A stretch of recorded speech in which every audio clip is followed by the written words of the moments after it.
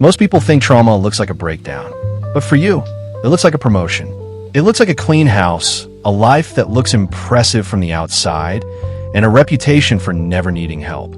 You aren't successful because you're ambitious. You're successful because being impressive was the only way to be seen in a house of echoes. Today, we open the file on the high-functioning wound and investigate why your greatest strengths are actually your oldest scars. There's a type of person the world never worries about. They show up on time. They finish what they start. They say I'm okay before anyone even thinks to ask. They're the first one called in a crisis and the last one anyone thinks to check on. Praise for their composure. Called strong. Called a blessing.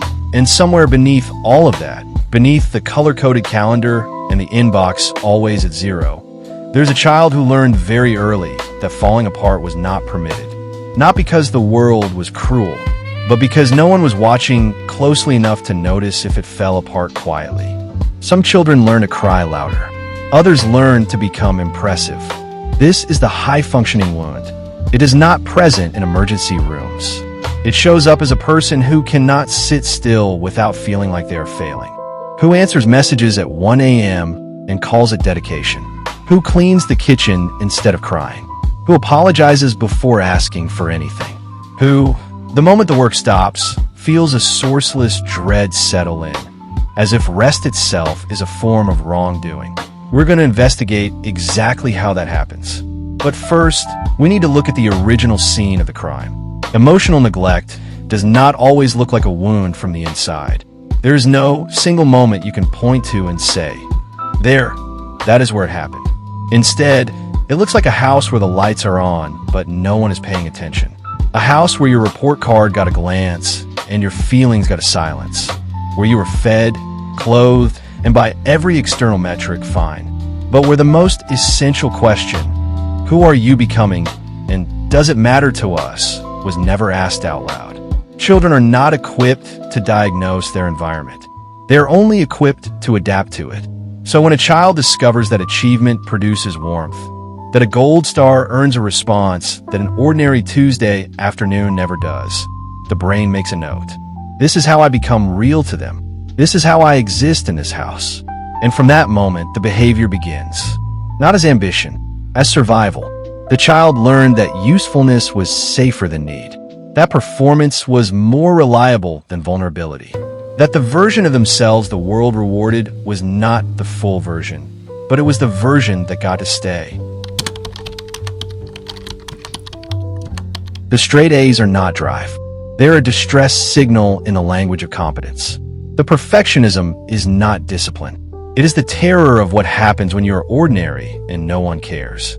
The child learns to perform being okay so convincingly that eventually, and this is the quiet tragedy at the center of this story, they stop knowing they were performing at all. There's a specific reason why you feel like a fraud the moment you stop working. A specific reason why praise lands for a second and then dissolves. Why no achievement ever fully settles. We're going to look at the exact mechanism your brain built and why it is still running. The brain is not sentimental. It is strategic. When the child discovers that emotional need produces silence, but output produces warmth, it makes a trade. It buries the need. It amplifies the output. And it begins to experience worthiness and productivity as the same thing. Not as a belief, not as a philosophy, but as wiring. Deep, early, invisible wiring. So the fear beneath the ambition is not the fear of failure. It is something older and colder. The fear that without the output, there is no one they're worth caring about.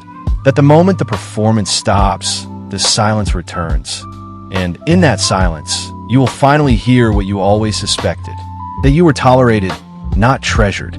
Managed, not known. Think about the last time you sat still for an hour doing nothing. Not sleeping. Not watching something with half your attention while answering messages with the other half. Just still. Did you feel relaxed? Or did you feel a creeping, formless guilt settle over you like a verdict? That guilt is not laziness. That guilt is the evidence of a crime committed against your childhood. Someone taught you that stillness was dangerous. Your nervous system took notes. And decades later, on a quiet Sunday with nowhere to be, Your body is still obeying rules from a house you no longer live in. But there is one cost to being the reliable one that the world never names, because the world benefits too much from your silence to do so. It is not stress. It is quieter than stress. And it is the part of the file most people never reach. The world loves a high-functioning person. It promotes them. It assigns them the extra work. Calls them at midnight. Trusts they will hold it together. Ask them what they need and they pause. Uncertain, almost confused by the question. Ask everyone else in the room and they answer instantly. The reliable one has become so fluent in other people's needs that their own have become a foreign language. Not difficult to access. Absent. And the body eventually expresses what the person was never allowed to. The reliable one gets sick every time they finally take a holiday. The immune system waiting for permission to stop. Gets headaches no scan can explain. Lies awake not from anxiety, but from a hollow, unnameable absence. Because they have spent so long managing everyone else's interior world that they have lost the coordinates to their own. And underneath all of it, underneath the promotions and the clean house and the reputation everyone admires, the original wound is still open, still waiting. Not for applause, for the question that was never asked. Not what have you accomplished, but who are you? And is that just that enough? Here is the conclusion of the investigation. The ambition was never ambition. It was attachment seeking in a language of a culture that rewards output. The perfectionism was never high standards. It was a child holding themselves to an impossible measurement because ordinary and invisible felt like erasure. And the exhaustion you carry, the bone-deep tiredness a weekend cannot touch, that is not a productivity problem. That is the weight of performing a version of yourself that was built for a house that no longer exists. You are not broken. You are adapted. And the question the file ends on is this. Are you still living as if that house is the whole world? Or is it finally safe to put some of it down? That work has no deadline. It produces nothing you can show anyone. It requires the one thing the high-functioning person has spent their entire life avoiding. Stillness that is not optimized for a result. But it begins here, with naming it, with recognizing the wound beneath the performance, with understanding that the most courageous thing you will ever do is not another achievement. It is letting someone see behind the file. If you heard yourself in any part of this, just write one word in the comments. Tired. No story. No explanation. Just a signal. The next video opens a new case. Like, subscribe, and share.